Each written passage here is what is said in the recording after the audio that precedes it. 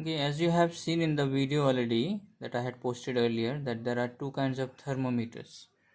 Okay, the clinical thermometer is shown over here. Now in this clinical thermometer there are some parts that we should know. This is the bulb. It's made up of metal. Okay, and this is the portion of the thermometer which contains the thermometric liquid. Now what's the thermometric liquid? The liquid which is inside the thermometer, which when the temperature is high, it expands and rises up and shows us the level, and with that level shows us the temperature. So that liquid is present in this bulb. So you can see through this thermometer there is a small tube or opening or a gap is present over there through which this mercury moves. Okay, that is known as the bore of the thermometer. Bore is a very narrow gap within the thermometer which allows the mercury to expand and shows us the reading. Now all along this bore you have two scales given.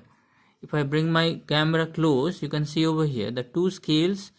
On the top there is this degree Fahrenheit and on the bottom is degree Celsius.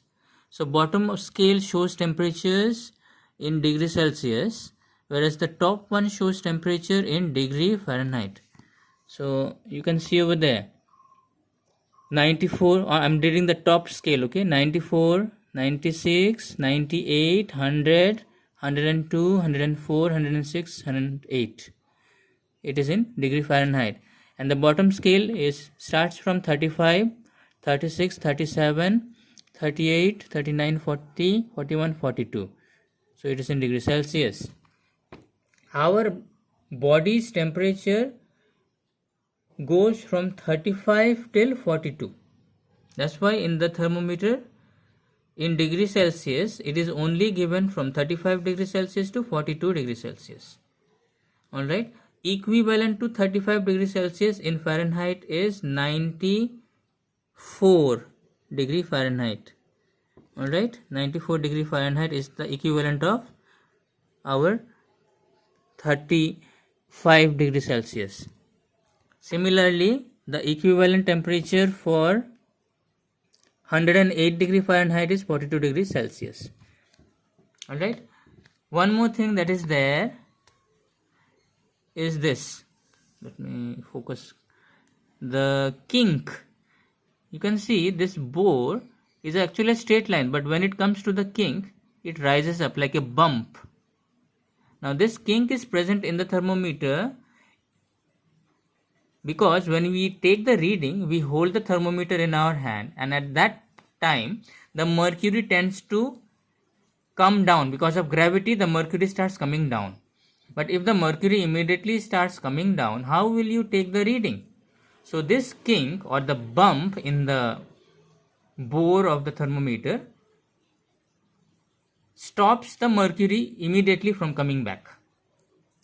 Okay, it stops the mercury from immediately coming down so that we can take our reading easily. So that kink is present in the clinical thermometer. Alright, normal body temperature is here, is given in red marking. You can see over there the normal body temperature is 98 degree Fahrenheit or 37 degrees Celsius. Okay, this is the temperature when we are not sick, we don't have any fever. That time our body will show this normal body temperature.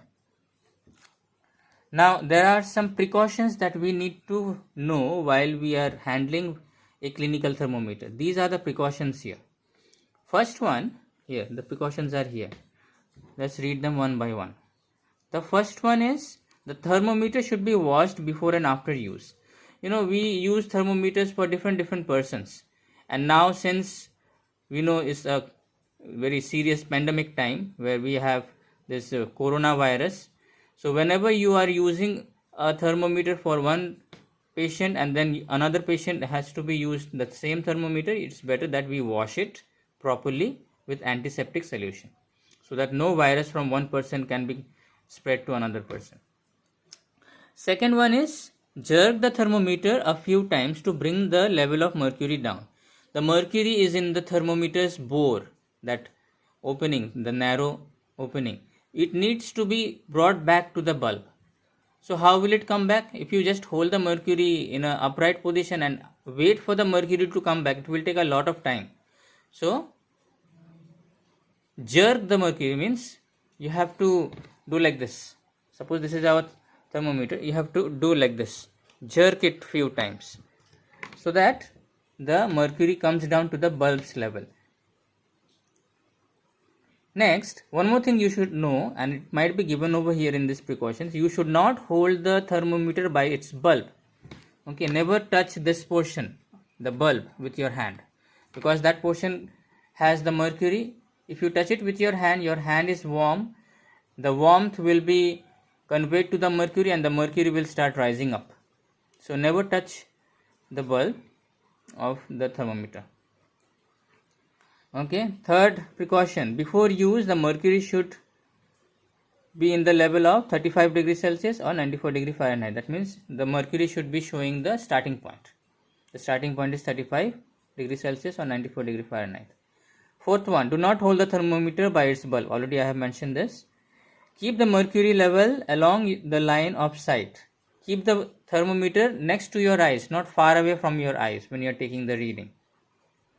Then handle the thermometer with care. You know it is made up of glass. If it drops, the glass will break and the mercury will come out of it. And mercury is a poisonous liquid. So you don't want the mercury to fall in your body parts. So handle it with care and do not let it drop and break. And the last precaution is, do not place the thermometer in the hot flame or in hot sun. Or I will add to it, do not place a clinical thermometer in a boiling water. Now this is because the range of this clinical thermometer is only till 45 degrees Celsius. Sorry, 42 degrees Celsius. But there are so many, like boiling water, the temperature of a boiling water is 100 degrees Celsius. Temperature outside might be more than 42 degrees Celsius. In warm places, no, the temperature might be more than 42 degrees Celsius. At that time, what will happen? The mercury will want to expand more than 42 degrees Celsius, but there is no space provided in the thermometer for expanding more than 42 degrees Celsius. So what will happen? Mercury will keep on expanding and the thermometer will crack. Same thing will happen if you place clinical thermometer in hot water. Hot water's temperature is 100 degrees Celsius. Boiling water's temperature is 100 degrees Celsius.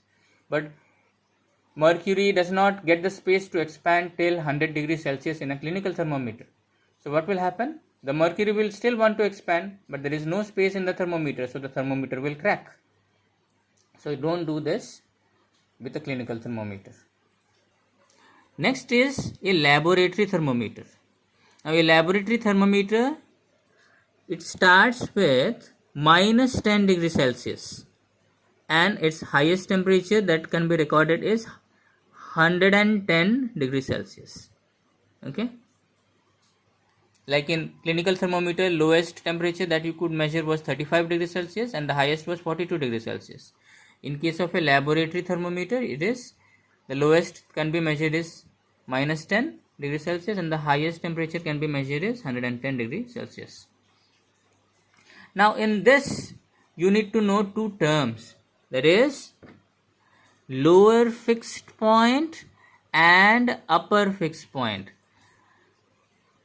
Laboratory thermometer, or in that case clinical thermometer also,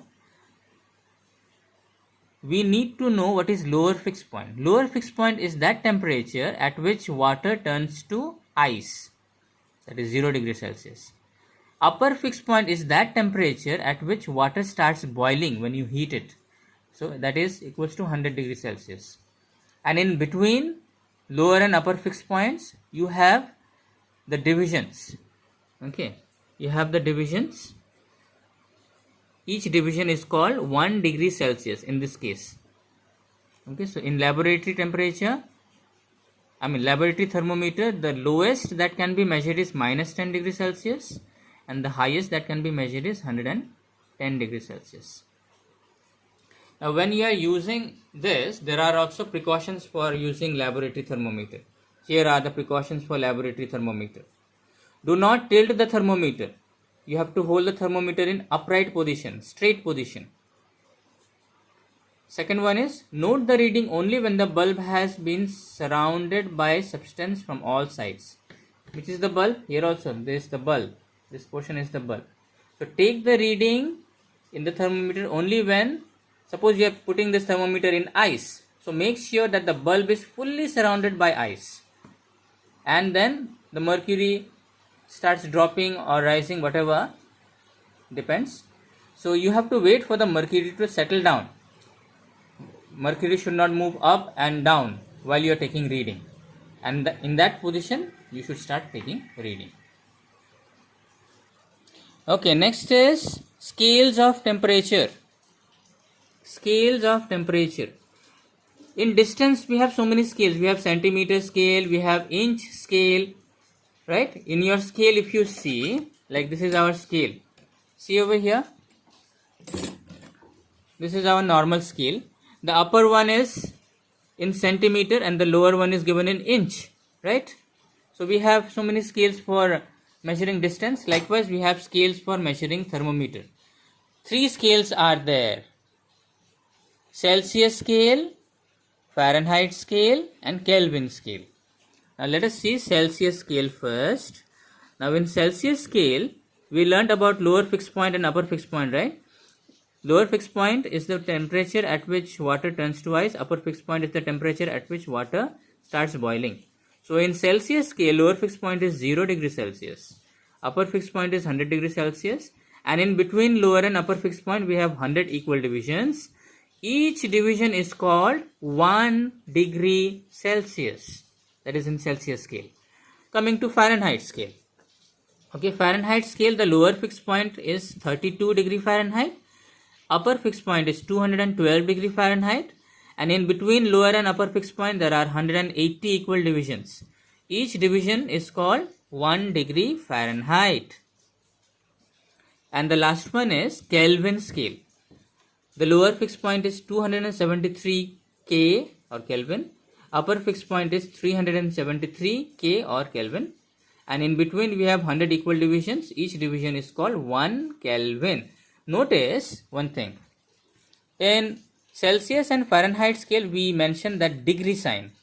Degree is that small zero like thing that we write on top of the number. Like here 0, degree. This is a degree sign. 32 and here degree. But in case of Kelvin, there is no degree. We directly say K or Kelvin. There is no degree we mentioned for Kelvin scale, okay? Alright. The next thing that is given in your book is how to convert a Celsius scale to Fahrenheit scale or a Fahrenheit scale to a Celsius scale. And for that purpose, this is the formula. Okay, C by 5 equals to F minus 32 by 9. Here C stands for temperature in Celsius, degree Celsius. F stands for temperature in degree Fahrenheit. Now to understand this, I have given over here an example. Convert 37 degrees Celsius in degree Fahrenheit or Fahrenheit scale. Remember 37 is our normal body temperature in degree Celsius. So if I put C equals to 37 and then use this particular formula, put the value of C equals to 37. See, C by 5, instead of that I have put, instead of C, 37. So 37 by 5 equals to F minus 32 by 9. Now this involves algebra. Now since we haven't gone through algebra, that chapter is yet to be covered. So I have just shown over here the calculation for you. You can take a screenshot of it or whatever. If you take a screenshot of it and later on you can actually find out how we got the value of F. F means degree Fahrenheit.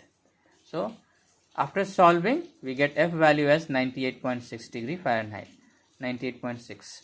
That is in Fahrenheit, so I have written Fahrenheit, degree Fahrenheit.